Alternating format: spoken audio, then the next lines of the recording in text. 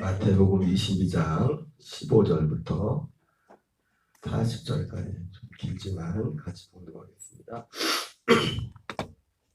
이에 바리새인들이 가서 어떻게 하면 예수를 말의 올무에 걸리게 할까 상의하고 자기 제자들을 헤롯 당원들과 함께 예수께 보내어 말하되, 선생님이여, 우리가 아노니 당신은 참되시고 진리로 하나님의 도를 가르치시며 아무 꺼리는 일이 없으시니 이는 사람을 외모로 보지 아니하심이니이다. 그러면 당신의 생각인 어떠한지 우리에게 이르소서. 가이사에게 세금을 바치는 것이 옳으니까 옳지 아니하리이까 하니, 예수께서 그들의 악함을 아시고 이르시되, 외식하는 자들아, 어찌하여 나를 시험하느냐. 세금 낼 돈을 내게 보이라 하시니 데나리온 하나를 가져왔거늘, 예수께서 말씀하시되 이르되 가이사의 것이니이다. 이에 이르시되 그런즉 가이사의 것은 가이사에게, 하나님의 것은 하나님께 바치라 하시니, 그들이 이 말씀을 듣고 놀랍게 여겨 예수를 떠나가니라. 부활이 없다는 사두개인들이 그날 예수께 와서 물어 이르되, 선생님이여, 모세가 일렀으되 사람이 만일 자식이 없이 죽으면 그 동생이 그 아내에게 장가들어 형을 위하여 상속자를 세울지니라 하였나이다. 우리 중에 7형제가 있었는데 마지가 장가들었다가 죽어 상속자가 없으므로 그 아내를 그 동생에게 물려주고 그 둘째와 셋째로 7째까지 그렇게 하다가 최후에 그 여자도 죽었나이다. 그런즉 그들이 다 그를 취하였으니 부활 때에 7 중에 누구의 아내가 되리까? 예수께서 대답하여 이르시되, 너희가 성경도 하나님의 능력도 알지 못하는 고로 오해하였도다. 부활 때에는 장가도 아니가고 시집도 아니가고 하늘에 있는 천사들과 같으니라. 죽은 자의 부활을 논할진대 하나님이 너희에게 말씀하신 바, 나는 아브라함의 하나님이요 이삭의 하나님이요 야곱의 하나님이로라 하신 것을 읽어보지 못하였느냐.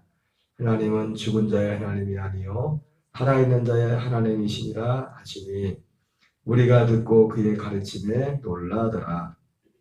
예수께서 사두개인들로 대답할 수 없게 하셨다함을 바리새인들이 듣고 모였는데, 그 중에 한 율법사가 예수를 시험하여 묻되, 선생님, 율법 중에서 어느 계명이 크니까? 예수께서 이르시되, 내 마음을 다하고 목숨을 다하고 뜻을 다하여 주 너희 하나님을 사랑하라 하셨으니, 이것이 크고 첫째 되는 계명이요 둘째도 그와 같으니, 내 이웃을 내 자신같이 사랑하라 하셨으니, 이 두 계명이 온 율법과 선지자의 강령이니라. 아멘.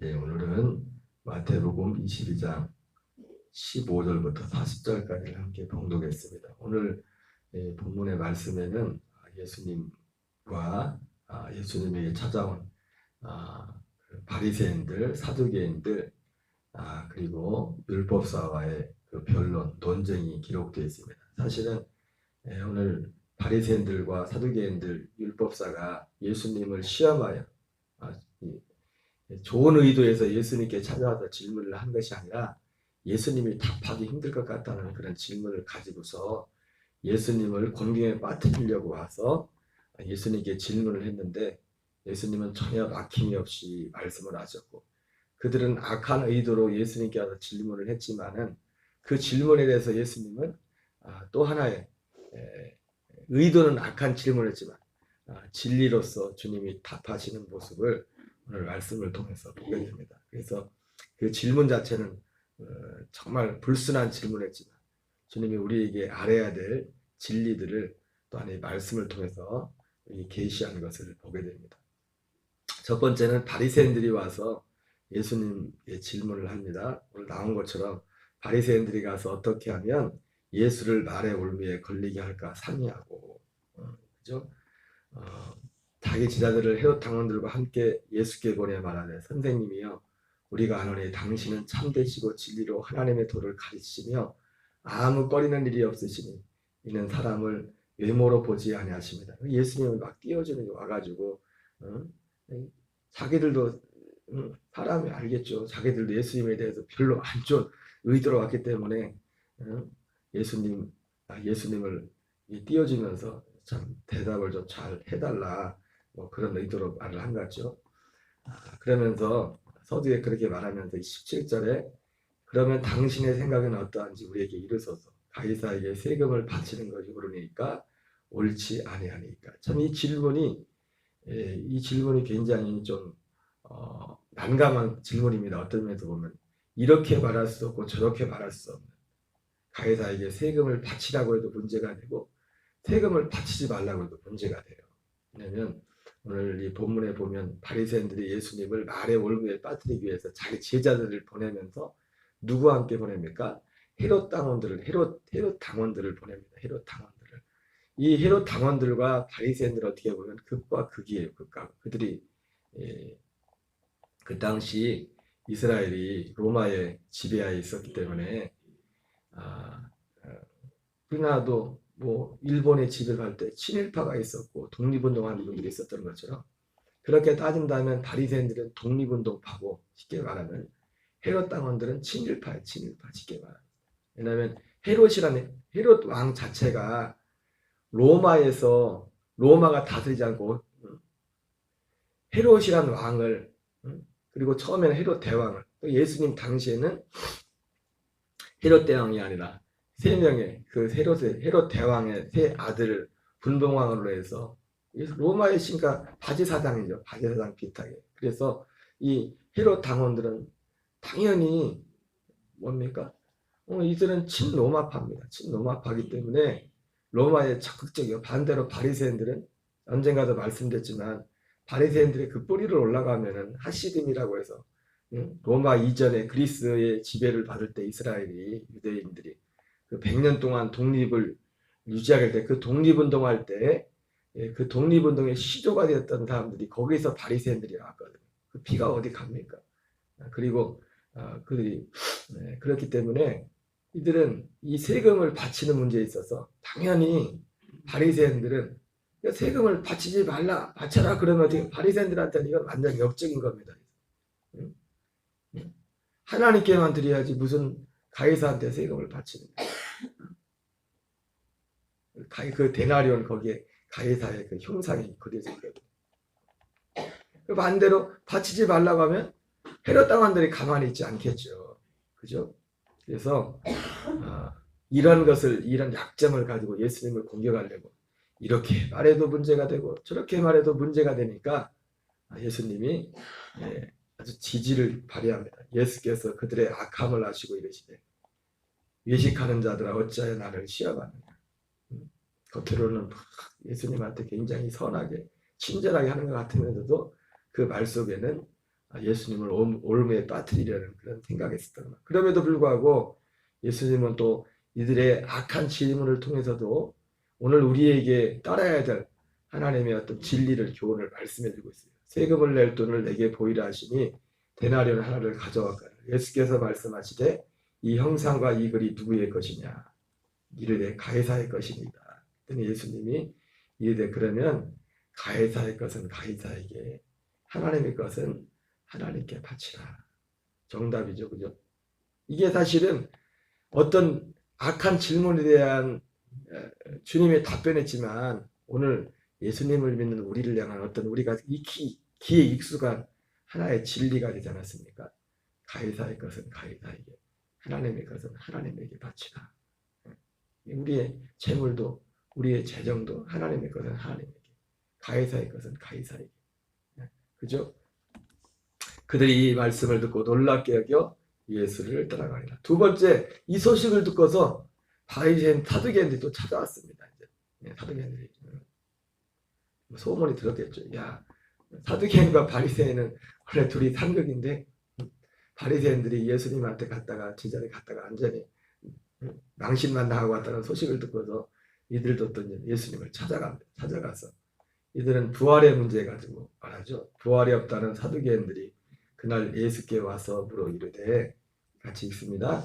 선생님이여 모세가 일렀으되 사람이 만일 자식이 없으면 죽으면 그 동생이 그 아내에게 장가들어 형을 위하여 상속자를 세울지니라 하였나이다. 우리 중에 칠형제가 있었는데 천천히 이 대목을 보면서 이게 단지 그냥 빗대어서 얘기한 것처럼만 생각했는데 이 사람들이 말한 거 액면 그대로만 보면 진짜 이런 일이 있었나 봐요. 비유가 지금 비유를 말하는 게 아니야. 지금 사두개인들이 와가지고 우리 중에 칠형제가 있었는데 마지가 장가들었다가 죽어 상속자가 없으므로 그 아내를 그 동생에게 물려주고 그 둘째와 셋째로 일곱째까지 그렇게 하다가 최후에 그 여자도 죽었나이다.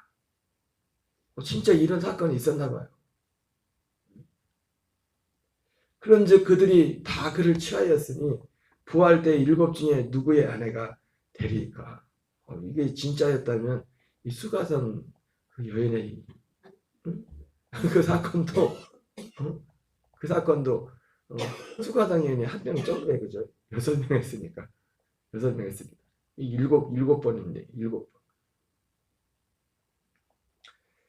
일곱 중에 누구의 하나가 되리까? 참고로 오늘 말씀해보니 사두개인들은 바리새인들과 다르게 이들은 모세오경을 믿어요. 모세오경만을 믿어요. 마치 사마리아 사람들처럼. 그래서 이 사람들은 모세오경을 보면서 이 사람들은 모세오경을 보면서 이들은 그러니까 이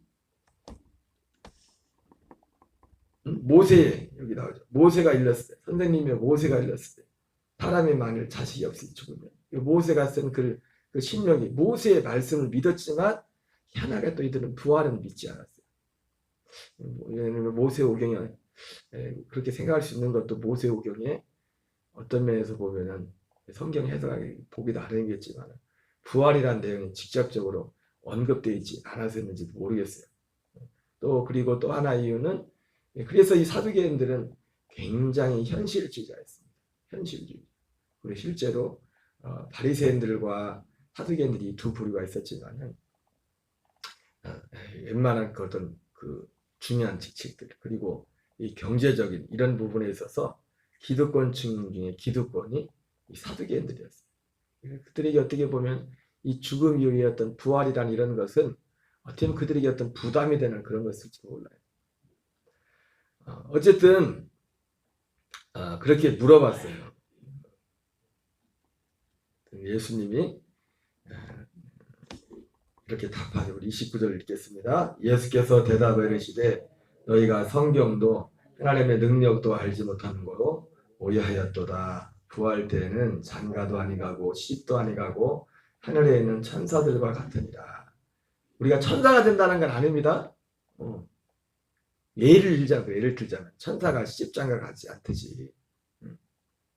그래서 또 이 대목에서 우리가 한 가지 또 짚고 넘어갈 수 있는 게 창세기에 보면은 그 노아 시대에 그 하나님의 아들들과 그 하나님의 아들들과 사람의 딸들이 결혼하여 그런 것들을 할 때 어떤 학자들은 그걸 천사들이라고 말하는 사람들이 있잖아요. 천사들이라고. 근데 아니죠. 이 대목에 보면 천사들은 시집도 장가도 안 가는데. 어쨌든 그런 대목들이 나오는데 이 말씀을 통해서 너희들은 천사들과 같다. 이 천사들과 같다고 할 때는 뭐예요? 장가도 아니가고 시집도 아니가고. 그 부활 때에는 더 이상 이 시집장가 안 간다는 게 뭐예요? 번성하는 그런 일들이 없다는 거죠. 더 수가 늘어나는 일들이. 그 자체로서. 죽은 자의 부활을 논할진대 하나님이 너희에게 말씀하신 바 나는 아브라함의 하나님이요 같이 있습니다. 이삭의 하나님이요 야곱의 하나님이로라 하신 것을 읽어보지 못하느냐. 하나님은 죽은 자의 하나님이 아니요 살아있는 자의 하나님이시니라 하시니 우리가 듣고 그의 가르침에 놀라더라. 이 사두개인의 이 질문 예수님을 함정에 빠뜨리려고 그럴듯하죠. 아니 부활이 있다며 예수님. 모세의 말에는 이래저래 해가지고 첫째가 결혼해서 왜 이런 일들이 많이 있었을까 생각해보면 전쟁이 나가서 죽었을까 모르겠어요. 실제로 그런 일이 있었다고.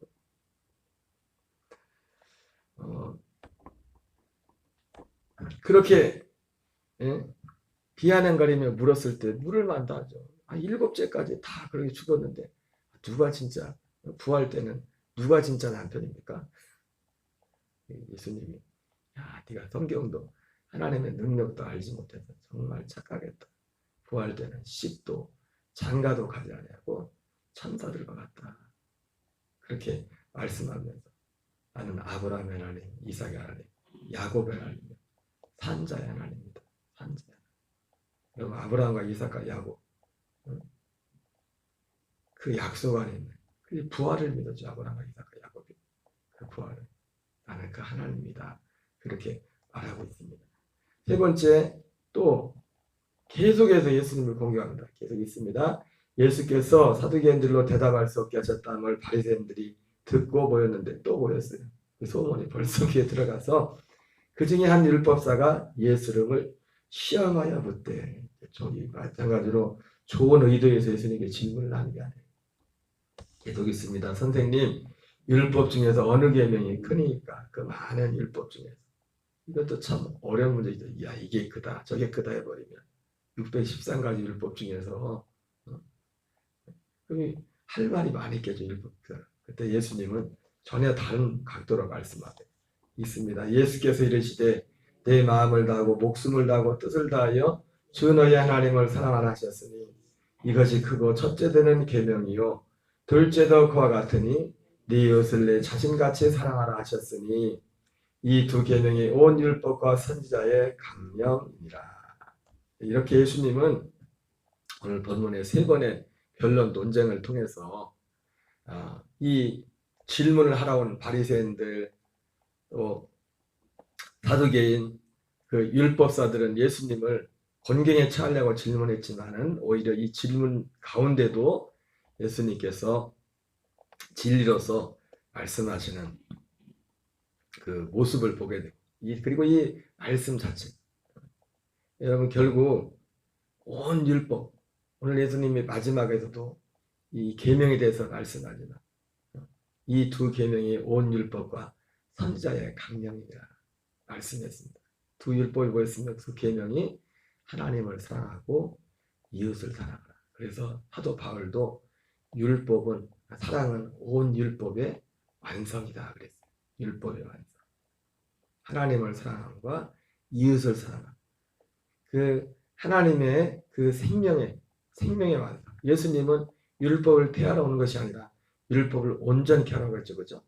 그 하나님의 생명으로 하나님을 사랑하고 이웃을 사랑하는 그것이 율법의 완성임을 말씀해 주고 있습니다. 어쨌든 오늘 이 말씀을 보면서 객관적인 예수님이 말씀하신 이 진리의 어떤 실적인 답변도 우리에게 진리가 되지만 문득 이 말씀을 보면서 그런 생각했어요. 지금 세 부류의 사람들이 바리새인이 자기 제자들만 보낸 게 아니라 일부러 싸움 붙이려고 예수님을 공경에 처하게 하려고 헤롯 당원들을 같이 이렇게 보내서 질문을 하고 그리고 사두개인이 와서 부활을 믿지 않은 사두개인이 와서 자꾸 부활에 대해서 말을 하는데 그 부활에 딴지를 놓으려고 하고 어떻게 보면 예수님한테 턱도 없는 어떤 질문을 이 사람들이 하는 겁니다. 근데 예수님은 그 질문에 대해서 하나하나 조목조목 진리로서 그들을 가르치는 걸 보면서 또 그런 마음을 가져봅니다. 여러분 우리가 어떤 사람이 우리에게 어떤 공격적인 불순한 일들로 우리에게 다가올 때 오늘 예수님이 이 사람들과 어떻게 보면 그 바리새인들에게 너희들을 정말 악하다 그렇게 말씀을 했지만 주님이 이들과 말을 하면서 마음의 상태가 어땠습니까? 예수님도 같이 막 울그락불그락 해가지고 같이 논쟁을 했을까? 그리고 우리가 세상에서도 사람과의 관계에서 어떤 일을 만나면 참 기가 차지 않는 상황을 만날 때 있죠. 그때 같이 막 울그락불그락 하면서 같이 싸울 건가? 아니면 그러면서 그런 생각을 문득 해보게 됩니다. 근데 예수님이 이들과 어떻게 예수님을 지금 공격하려고 왔는데 어떤 마음으로 이들에게 답변을 했습니까? 문득 한 장면이 떠오릅니다. 흐데반 집사님이 그 사도행전 7장에서 그 바리새인들과 그리고 유대인들과 그를 결국 스데반 집사님은 그들의 돌에 맞아 죽죠. 죽는데 그리고 또 그 긴 설교를 하지만 그걸 보면서 아니 스데반 집사님도 돌에 맞으면서 아버지 저들이 뭘 잘못한지 모릅니다. 저들의 죄를 용서해 주십시오. 돌을 던지는 자기한테도 그들에게도 그 불의들이 누구였어요? 지금 예수님한테 딴지거는 그런 불의들의 사실은 정확히 어떻게 보면 스데반 집사님에게 돌을 던진 불의들이 오늘 나오는 바리새인들이나 사두개인들이나 율법사나 이런 불의의 사람들이었다고. 근데 그들을 향해서 어떻게 합니까? 스데반 집사님은 오히려 그들을 위해서 마지막 기도하면서 마지막 그 주님의 부름을 받습니다. 부름을 받는데 이 스데반 집사님도 그랬다면 예수님이 지금 우리가 논쟁하는데 예수님이 같이 막 흥분해가지고 막 울부락불부락 하면서 그래서 전혀 그러지 않았겠죠. 하도 기가 차자 주님은 창조주신데 이 피조물들이 따져 들고 오는 걸 보면서 기도 차지 않았을 것이고 어떤 면에서 보면은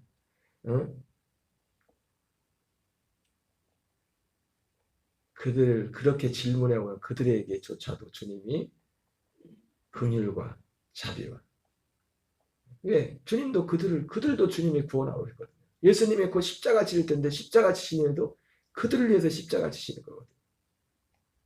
그래서 그 중에 한 열매가 사도 바울이잖아요. 사도 바울도 그 열매잖아요. 그 열매.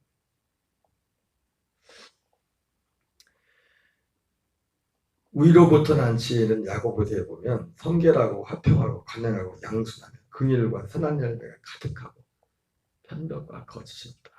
이렇게 말씀하는데 오늘 예수님이 답변 그 자체가 또 진리지만 오늘 예수님이 이들과 논쟁하는 그 논쟁 가운데도 답변하는 그 답변 가운데도 그 주님이 그들을 향해 가지고 있는 그 마음, 그 생각 그리스도의 마음, 하나님의 아들의 생명에서 나오는 그 생명 바로 그들의 태도는 태도. 그러니까 우리는 항상 이게 참 필요하면 이게 참 쉽지가 않은데 어떤 사람의 태도와 행실과 그 사람이란 존재 자체를